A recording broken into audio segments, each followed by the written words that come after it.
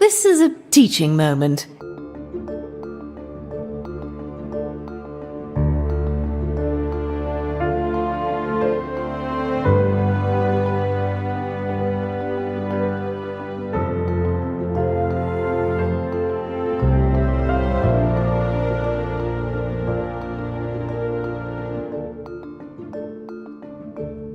Hey guys, welcome back to the show. Today I'm diving into Crowns and Pawns, Kingdom of Deceit, a point-and-click adventure that promises mystery, history, and more clever one-liners than your uncle at Christmas dinner after a few too many mulled wines. With its charming art style, witty dialogue, and nostalgic nods to the classics, this indie title had me intrigued faster than you can say inventory puzzle.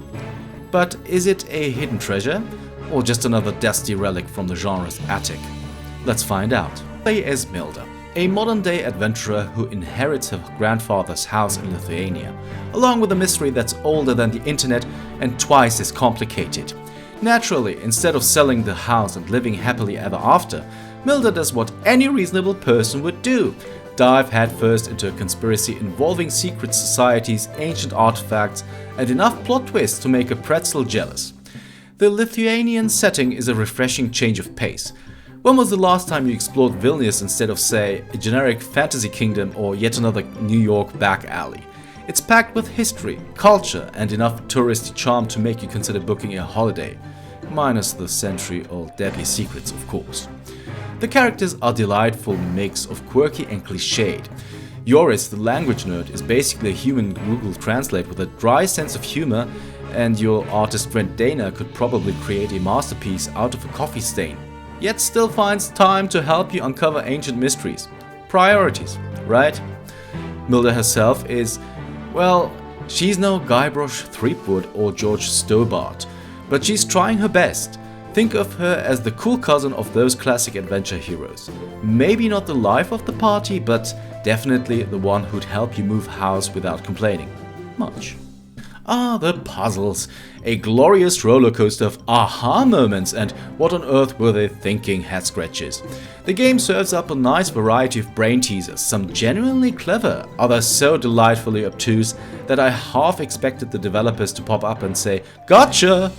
But as charming as that sounds, the pacing takes a hit when you're stuck combining a toothbrush with a jar of pickles because reasons?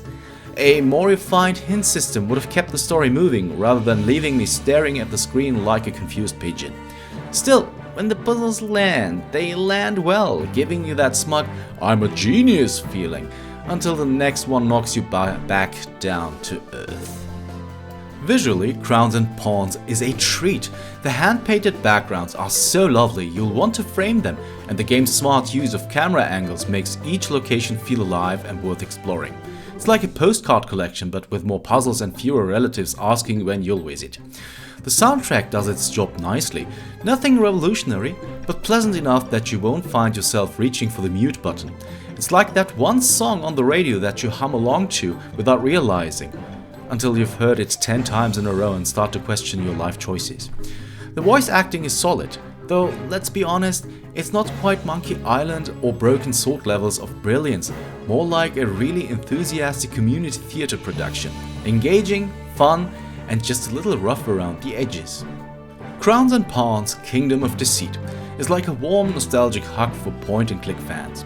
It's packed with charm, humor, and a lovely dash of Lithuanian history, plus enough puzzles to keep your brain occupied and your patience tested. That said, it's not without its flaws. The plot, while engaging, is about as subtle as a sledgehammer, and the game's finale feels like the developers suddenly remembered their dinner was burning and wrapped things up in a hurry. There's a lot of untapped storytelling potential here, and I couldn't help but wish for just a little more time with these characters and this world. For me, Crowns and Pawns gets a 7 out of 10. It's not a genre-defining masterpiece, but it's a charming, enjoyable adventure that fans of the classics will appreciate. Think of it as a cheesy toast, not the fanciest meal, but warm, satisfying, and just what you need on a rainy afternoon. Let me know what you think in the comments, and like and subscribe if you like what I do. See you soon.